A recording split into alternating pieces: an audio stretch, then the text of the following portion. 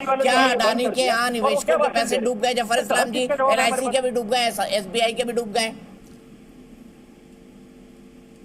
देखिए, बड़ा आश्चर्य के साथ बोलना पड़ रहा है कि निवेशक जो है किसी भी कंपनी में करते हैं तो क्या हमसे पूछ के करते हैं?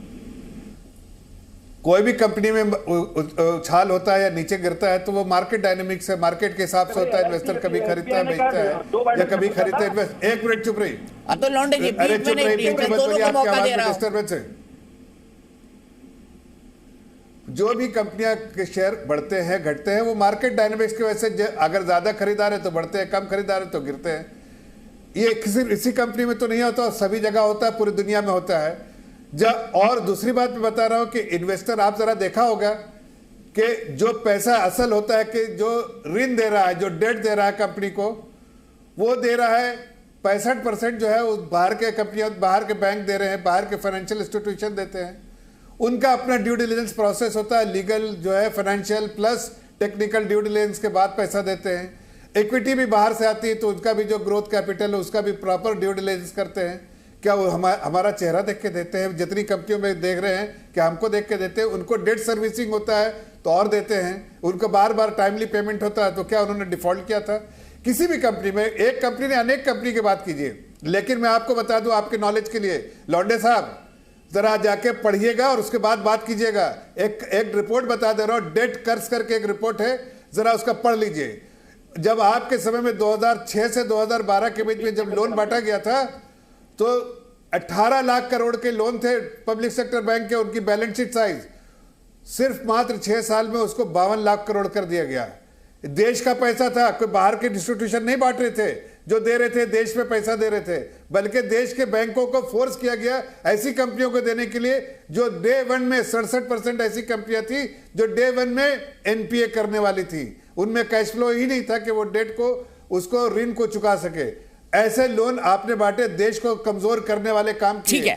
यहां तो कोई कंपनी बाहर से पैसा ला रही है, इसके लिए तो आपको गर्व होना चाहिए कि कंपनी इतनी स्ट्रांग है कि लाख करोड़ बाहर से उठा लेती है। आपके यहाँ कौन सी ऐसी कंपनी है जो लाख करोड़ उठा सकती है? उसकी स्ट्रेंथ है, उसने स्ट्रेंथ बनाई है। एक बिजनेसमैन को अपॉर्चुनिटी मिलती है तो अपना बनाता है। लेकिन आप इसका जवाब दिए कि 2006 से 2012 के बीच में देश का 34 लाख करोड़ को क्यों आप बर्बाद किया आपने, उसका जवाब दीजिए।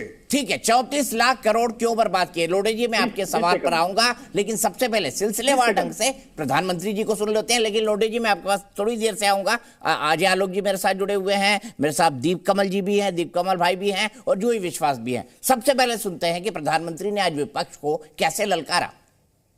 आदरणीय सभाजी जी, 2047 में ये देश विकसित भारत बने, ये हम सबका संकल्प है। 140 करोड़ देशवासियों का संकल्प है। अब देश पीछे मुड़ करके देखने को तैयार नहीं है। आजाद भारत का जो सपना है, उन सपने को पूरा करने के लिए हम संकल्पबद्ध होकर के चले।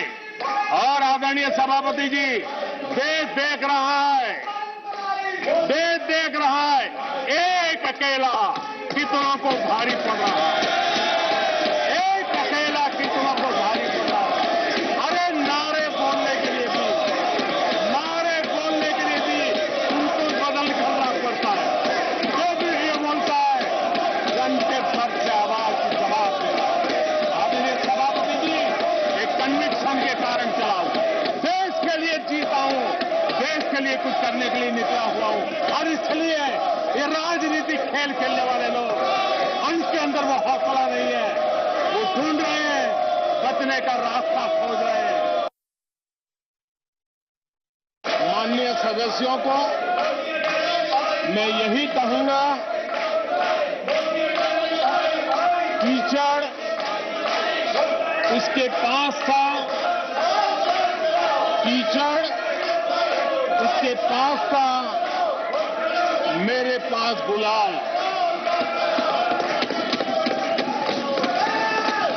कीचड़ उसके पास था, मेरे पास गुलाल।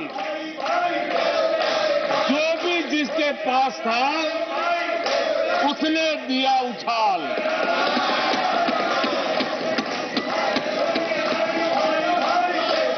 सच्चाई है,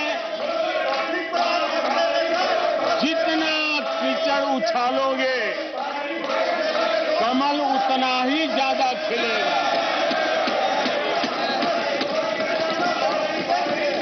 और इसलिए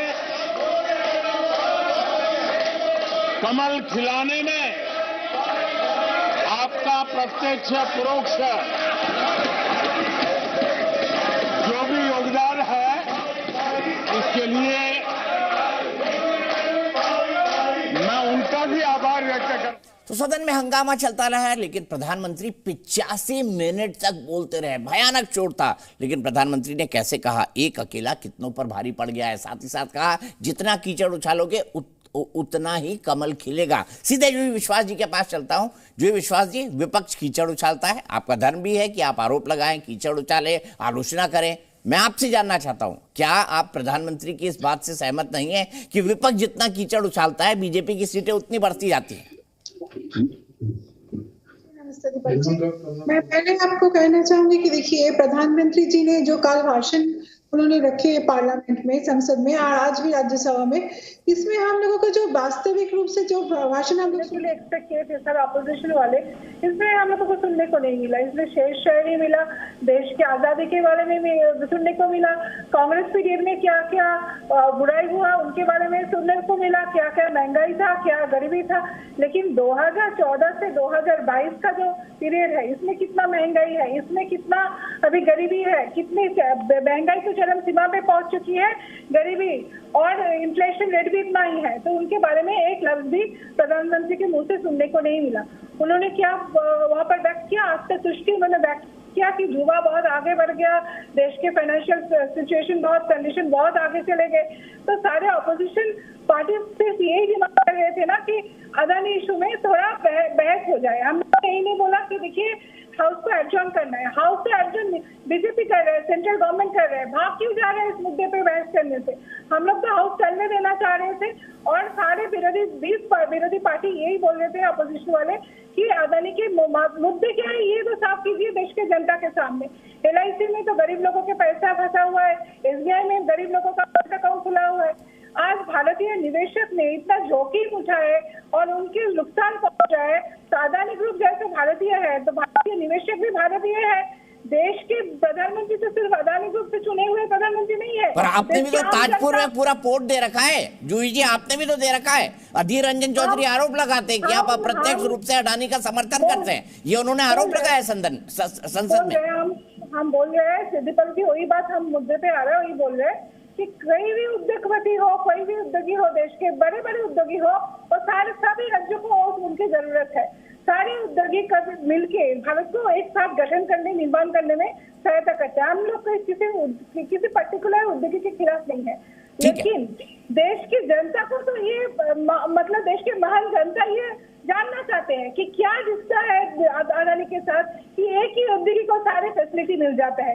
एक ही उद्योगी जिनके मॉरिशस में शेल कंपनी खोला है, वहाँ से पैसा आ रहा है। अजय आलोक जी, ठीक है जूही जी, थोड़ा रखते हैं हम संक्षेप रखते हैं। मैं सबको मौका दे रहा हूँ, किसी के बीच में भी बोलने नहीं दे रहा हूँ।